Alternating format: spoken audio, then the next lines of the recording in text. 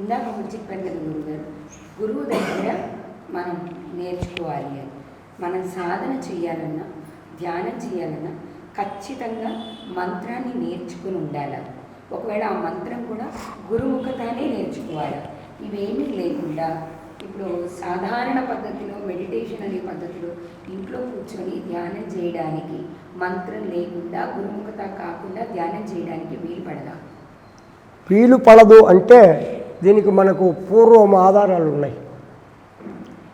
ఇప్పుడు కృష్ణ పరమాత్ముడు అవతార పురుషుడే కదా, జగద్గురు అన్నారు కదా, భగవద్గీత 700 శ్లోకాలు చెప్పాడు అర్జునుడికి. అలాంటి అతనికి గురువు ఉన్నాడా లేదా? సాందీప మహామణి గురువు. మరి ఎందుకు వెళ్ళాడు? గురువు వద్దు అనుకుంటే ఆయన గురువు దగ్గరికి ఎందుకు వెళ్ళాడు? అప్పటికి వాళ్ళకే అప్పుడు ఇంకా అది సత్యకాలమే, కొంతవరకు ద్వాపరయుగము, కొంత ఇంకా ధర్మంతో కూడుకున్నటువంటిదే. అలాంటి అవతార పురుషుడు కూడా గురువుని ఆశ్రయించాడు, అవునా? మరి అలాంటి వాళ్ళకే గురువు ఉన్నప్పుడు ఇప్పుడు ఈ సమాజంలో ఈ కలియుగం అంతా అధర్మములతో కూడుకున్నటువంటి యుగం. మరి ఇప్పుడు గురువు ఉండాలా వద్దా? గురువు లేని విద్య గుడ్డి విద్య అన్నారు. నువ్వు ఎంత సాధన చేసినా ఆ సాధన ఫలితంతో నీకు ఫలితం వచ్చినా గురువు లేకపోతే అది ఉండదు, మళ్ళీ వెళ్ళిపోతుంది. అర్థమవుతుందా? శ్రీరామచంద్రుడు కూడా అవతార పురుషుడే, అతనికి కూడా గురువు ఉన్నాడు కదా. వాల్మీకి మహర్షి, విశ్వామిత్ర మహర్షి, వశిష్ఠ మహర్షి కులగురువు. మరి వాళ్ళు కూడా గురువు దగ్గరికి వెళ్ళారు. గురువు దగ్గరికి వెళ్ళి బల అతి బల అని విద్య నేర్చుకున్నారు కదా రామలక్ష్మణులు ఇద్దరు. మరి వాళ్ళకు గురువు ఉన్నాడు కదా, మరి మనకు ఉండాలా వద్దా? అంటే ఖచ్చితంగా మనం సాధన చేయాలన్నా, ధ్యానం చేయాలన్నా ఒక గురువు అయితే కావాలి. ఇప్పుడు మన సనాతన ధర్మము చాలా గొప్పది. సనాతన ధర్మము అంటే ఇప్పుడు ఉంది రేపు ఉండకపోతుంది కాదు. సృష్టికి పూర్వం నుంచి, సృష్టి ముందు, సృష్టిలో, సృష్టి తర్వాత కూడా సనాతన ధర్మం ఉంటుంది.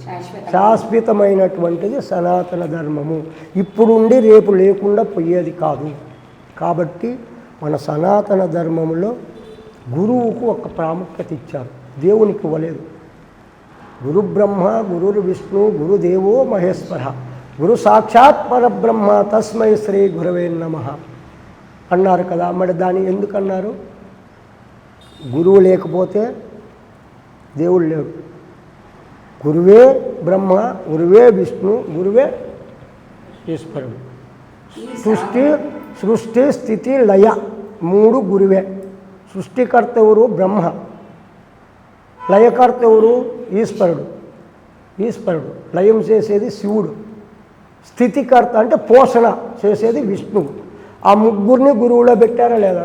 గురువు కంటే గొప్పవాడు ఎవరు? ఎవ్వరు లేరు.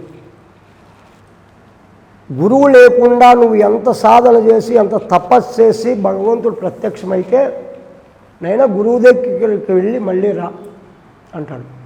మళ్ళీ వెనక్కి ఎన్ని రోజులు నువ్వు తపస్సు చేసినా కూడా గురువు దగ్గరికి వెళ్ళాల్సిందే. పూర్ణంగా నీకు దొరకదు. పూర్ణం సిద్ధించాలి, మనకు పరిపూర్ణత కావాలంటే గురువు నుంచే వెళ్ళాలి. ఇప్పుడు గురుముఖత నేర్చుకున్న ధ్యానంతో సాధన చేస్తున్నప్పుడు వాళ్ళకి ఏకాగ్రత కుదరడానికి ఏదైనా మార్గం ఉంటుందా గురువుగారు? ఆ మార్గం చెప్పండి. ఏకాగ్రత అంటే అది ఎక్కడి నుంచో రాదు, మనలోనే మనం తెచ్చుకోవాలి. ఇప్పుడు గురువుగారు కొన్ని పద్ధతులు చెప్పింటాడు, కొన్ని మార్గాలు చెప్తాడు. మంత్రం ద్వారాను ఏకాగ్రత తెచ్చుకోవచ్చు, కానీ కొంత లేట్ అవుతుంది. అదే క్రియలు ఉన్నాయి, ప్రాణాయామ క్రియలు ఉన్నాయి, రేచక పూరక కుంభక ప్రాణాయామాలు ఉన్నాయి. అంటే పూరకం అంటే శ్వాసను తీసుకోవడము, తీసుకున్న శ్వాసను కొంతసేపు ఆఫ్ చేసుకోగలడము కుంభకం, వదలడము రేచకం. తీసుకునేది పూరకం, ఆఫ్ చేసేది కుంభకం, వదిలేది రేచకం. ఈ ప్రాణాయామ సాధన వల్ల మనసు నిలబడుతుంది అన్నారు. ఎందుకన్నారు? మనసుకు శ్వాసకు సంబంధం ఉంది. శ్వాస అంటే గాలి కదా, ప్రాణశక్తి శ్వాస, ఊపిరి అంటారు. గాలికి వేగం ఎక్కువ, మనసుకు ఇంకా వేగం ఎక్కువ. మనసు కనపడదు, గాలి కనపడదు, కానీ గాలి స్పర్శ తగులుతుంది. అర్థమవుతుందా? అప్పుడు గాలిని పట్టుకుంటే మనసు నిలబడుతుంది అన్నారు మన పూర్వము, మన భారతీయ ఋషులు. దీన్ని బట్టి మనం ఏం చేయాలి? మనసుని కంట్రోల్ చేసుకోవాలంటే శ్వాసను పట్టుకోవాలి. శ్వాస ఉంటే శివుడు, శ్వాస పోతే శవం కదా. ఊపిరి ఉంటే శివం, ఊపిరి పోతే శవం. ఇప్పుడు మనిషి బ్రతకాలంటే ఏం కావాలి? శ్వాస. చెయ్యి లేకపోయినా, కాలు లేకపోయినా, కన్ను లేకపోయినా, కిడ్నీ లేకపోయినా, గుండె లేకపోయినా వేరే చేస్తున్నాడు, బతుకుతున్నాడు. ఊపిరి లేకపోతే వేస్తాడా? ఊపిరి లేకపోతే వేసేకి ఇంకా ఆ విద్య రాలేదు. ఎంబీబీఎస్ డాక్టర్లకు కూడా ఆ విద్య రాలేదు, వాళ్ళకు ఎవరికి రాలేదు. వచ్చిందా? ఒక్క ప్రాణాయామంలో వచ్చింది. మన పూర్వం ఋషులు ఇచ్చారు మనకి. కొన్ని వందల సంవత్సరాల బ్రతికే కూడాను మనకి ఈ ఊపిరిలో ఉంది. ముక్కులోన గాలి ముక్తికి త్రోవ అన్నాడు వేమన యోగి, అన్నాడు కదా. మరి దీన్ని బట్టి మనం ఆ శ్వాసను పట్టుకునే విధానం మనకు తెలిస్తే ఆరోగ్యం ఉంటుంది, ఆలోచనలు తగ్గుతాయి, ఆకలి దప్పులు తగ్గుతాయి, మన మార్గానికి వెళ్ళచ్చు, ఆయుసు వృద్ధి చెందించుకోవచ్చు. ఈ కరోనా లాంటి మహమ్మారులు కూడా రావు మన దగ్గరికి శ్వాసను పట్టుకుంటే. కరోనా ఏమిటి వస్తున్నది? కరోనా శ్వాస నుంచే కదా మనిషి ఇబ్బంది పడుతుంది. ఊపిరి అందకే కదా, ఆక్సిజన్ అందక సిలిండర్లు పెట్టించుకొని అయినా చనిపోతున్నారు కదా. మరి హాయిగా ప్రాణాయామ సాధన చేస్తే వాటిని కూడా జయించవచ్చు. అంటే ఇప్పుడు సాధన ద్వారా మనిషి శారీరక మానసిక సమస్యల నుంచి బయటపడడానికి ఖచ్చితమైన అవకాశం అయితే ఉంది. అన్నిటికీ ఒక్కటే, సర్వరోగానికి సారాయి మందు అన్నట్లు సర్వరోగానికి శ్వాస మందు. శ్వాసను పట్టుకుంటే దేవుడు అవుతావు, మృత్యుంజయుడు అవుతావు, చిరంజీవి అవుతావు, ఇంకా కాంతి అయితే లేదు. ఆలోచనలు ఎందుకు వస్తున్నాయి? శ్వాస ఎక్కువ నడిస్తే ఆలోచనలు ఎక్కువ వస్తాయి. ఆలోచనలు ఎక్కువ వస్తే ఆకలి పుడుతుంది. ఇప్పుడు కొంతమంది అంటారు కష్టమే, శ్రమ చేస్తేనే ఆకలి పుడుతుందని. ఊరికే కూర్చుని ఆకలి పుడుతుందా పుట్టదా? మరి శ్రమ చేయలేదు కదా, మరి ఎందుకు పుడుతుంది ఆకలి? ఆలోచన. ఎగ్జాక్ట్. అంటే ఇక్కడ శారీరక శ్రమ లేదేమో కానీ మనిషి మానసికంగా శ్రమ పడుతున్నాడు. ఆకలి తప్పకుండా లోపల మానసికంగా ఆలోచనలు ఉన్నాయి కదా. ఆలోచనలు ఉండేంత వరకు ఆకలి దప్పిక మానదు, మన ప్రయాణము ఆగదు. ఆలోచన నుంచే ప్రయాణం కదా. ఇక్కడ ఒక ఆలోచన పుట్టిందంటే బయటకు వెళ్తాం. ప్రపంచము బయట లేదు, మనలోనే ఉంది. పంచభూతాలతో ప్రపంచం తయారైంది, ప్రకృతి. మనం కూడా పంచభూతాలతోనే ఈ దేహం తయారైంది కదా. ఇక్కడ ఒక ఆలోచన వస్తేనే బయటకు వెళ్తున్నాం. బయటికి వెళ్ళి నుంచి కాదు ఆలోచనలు, ఫస్ట్ ఇక్కడ పుడుతున్నాయి. ఇక్కడ పుడుతుండే దాన్ని కంట్రోల్ చేసుకోలేక ఇంద్రియాలు ఉన్నాయి కదా, తినరానివి తింటాం కదా, దానికి పవర్ ఎక్కువ వస్తుంది కదా. అప్పుడు అవి చెప్పినట్లు వినాలి, ఎందుకంటే మనం కంట్రోల్ చేసుకునేది లేక. అంటే ఇప్పుడు మీరు చెప్పే సాధనతో ఈ ఇంద్రియ నిగ్రహం అనేది సాధ్యపడుతుందా? పడుతుంది. ఆకలిని జయించవచ్చు, నిద్రని జయించవచ్చు, కోరికల్ని జయించవచ్చు, కోపాన్ని జయించవచ్చు. ఇవన్నీ ఈ ఒక్క సాధనతో సాధ్యపడతాయి. కుండలిని మహావిద్య సాధన ఎవరైతే చేస్తారో ప్రాణాయామంతో కూడినటువంటిది, ఇవన్నీ వాళ్ళకు ఉపయోగాలే. అయితే కొంతకాలం సమయం పడుతుంది. వాళ్ళ కర్మఫలం బట్టి.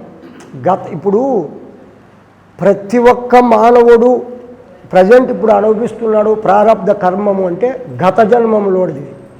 గతంలో ఏమి చేసి ఉంటారో పాపపుణ్య సంస్కారాలు బట్టి ఇక్కడ ఫలితం. అర్థమవుతుందా? ఇక్కడ మనం ఏమి పొందుతున్నామో అదంతా కూడా గతంలోదే, ఇప్పుడుది కాదు, గతంలోదే. ఇప్పుడు ఇప్పటిది కాదు గతంలోని అంటే గురువుగారు, గతం అంటే ఇదే మానవ జీవితంలో ఉన్న గతమా, లేకపోతే పోయిన జన్మలో ఉన్న గతమా? గతం అంటే పోయిన జన్మ, అంతకుముందు జన్మ, అంతకుముందు. ఇప్పుడు మీకు ఒక విషయం చెప్పు, 4 యుగములు వేయి నాన్నూరు తిరిగిన పుట్టుపోకల నిలవు మనస. 4 యుగాలు, అలాంటివి 400 సంవత్సరాలు జరిగినా కూడా మనిషి పుడుతున్నాడు, శరీరాలు పుడుతున్నాయి, సస్తున్నాయి. ఏ శరీరమైనా కావచ్చు, జంతువులు కావచ్చు, పక్షులు కావచ్చు, క్రిమికీటకాలు కావచ్చు, మానవుడు కావచ్చు. అన్నిటికీ భగవంతుడు ఆత్మ ఒక్కటే. అన్ని జీవరాశులకు ఉండేది కూడా ఆత్మ ఒక్కటే. మనలో ఉండేది ఒక్కటి, వేరు కాదు. దాంట్లో వేరు, మనలో వేరు లేదు, అంత ఒక్కటే. ఆత్మకు లింగభేదం లేదు, పుట్టు సావులు లేవు, శరీరాలు మాత్రమే మారుతుంటాయి. ఆత్మ మారదు, అలాగే ఉంటుంది. అది ఎలా ఉంటుంది, దానికి వయసు లేదు, ముసలితనం లేదు, బాల్యం లేదు, యవ్వనం లేదు, ఎప్పుడూ ఒకేలా ఉంటుంది. అది ఆత్మ అన్నారు. ఇప్పుడు ఖచ్చితంగా మనం అనుభవించే కర్మ ఫలితం అంతా కూడా ముందు జన్మలో చేసుకున్న పాపపుణ్యాల మీద ఆధారపడి, ఇప్పుడు కర్మ ఫలితం జన్మం దాకా వచ్చాం కాబట్టి అసలు మోక్షం అనేది ఉంటుందా గురువుగారు? మీరే చెప్పారు ఇన్ని జన్మలుగా ఆత్మ వస్తూనే ఉంటుంది. మరి మన శరీరంలో ఉన్న ఆత్మకి మరణం లేనప్పుడు మనకి ఎలా మోక్షం వస్తుంది? మోక్షం వస్తున్నది నీకు కాదు, శరీరానికి కాదు, ఆత్మకు. ఆత్మకు మోక్షం, జీవునికి. అదే జీవుడు అంటారు కదా. అజ్ఞానంగా ఉంటే జీవుడు, జ్ఞానంగా ఎదిగితే దేవుడు. దీన్ని ఇంకో లెక్క చెప్తాడు, తెలుసుకుంటే దేవుడు, తెలియకపోతే జీవుడు. ఇప్పుడు ఆత్మకి మోక్షం వస్తుంది, ఎలా వస్తుంది? ఇప్పుడు ఇదే మానవ జీవితంలో ఉంది, ఈ జన్మకి మోక్షం కావాలి అంటే మానవ ప్రయత్నంగా ఏం చేస్తే మోక్షం వస్తుంది? మానవ ప్రయత్నం ఉంటే దైవ అనుగ్రహం కలుగుతుంది. మానవ ప్రయత్నం లేకపోతే మోక్షం దానంతకదే రాదు. ఏదో 10 రూపాయలు బట్టి 20 రూపాయలు పెట్టితే కొనుక్కుంటామంటే ఎవరైనా ఇస్తే అలా దొరికేది కాదు. ఇది సాధిస్తే వస్తుంది, తప్పిస్తే వస్తుంది, కూర్చుంటే వస్తుంది, మారితే వస్తుంది, నడవడికలు బదలించుకుంటే వస్తుంది. అంటే ఏం చేయాలి? ఫస్ట్ ఆహార నియమాలు పాటించాలి. ఇప్పుడు భక్తి ఎలా పుడుతుందంటే ఎవరు చెప్పలేరు. అకస్మాత్తుగా ఇప్పుడు ఒక ప్రేమ ఎలా పుడుతుందంటే చెప్తారా? ఆన్సర్ లేదు. అప్పటికప్పుడే పుట్టచ్చు, 10 ఏళ్ళకు పుట్టచ్చు, పుట్టకనే పోవచ్చు. భక్తి కూడా అలాంటిదే కొద్దిగా, కాకపోతే మార్గాలు ఉన్నాయి. మనం జంతువులు కాదు, మనుషులు. అంతో ఇంతో బుద్ధి ఉంది మనకు. ఉందా? బుద్ధిశక్తి ఉందా మనకు? శాస్త్రాలు ఏం చెప్పాయంటే, శాస్త్రాలు చెప్పాయి మనకు 84 లక్షల జీవరాశుల్లో మానవునికి తప్ప ఏ జీవికి మోక్షం లేదు. అర్థమైందా? ఏ జీవికి కూడా మోక్షము లేదు. ఒక్క మానవుని జన్మకే మోక్షము, మానవ జన్మకి మాత్రమే మోక్షము. అంటే ఈ మానవ శరీరంలో ఉన్న ఆత్మకి మోక్షం వచ్చే అవకాశం ఉంది. వాళ్ళే చెప్పారు, పెద్దలే వక్కాణించారు. శాస్త్రాలు ఆధారాలు ఉన్నాయి. ఏ జన్మకు ముక్తి లేదు, మానవునికే ముక్తి ముక్తి ముక్తి దుర్లభం. మానవ జన్మ దుర్లభం, రాదు అంటే వచ్చింది. మానవ జన్మ శరీరం వచ్చిందంటే ముక్తికి ఫస్ట్ ఇంక పాస్ అయిపోయినాం. ఆడే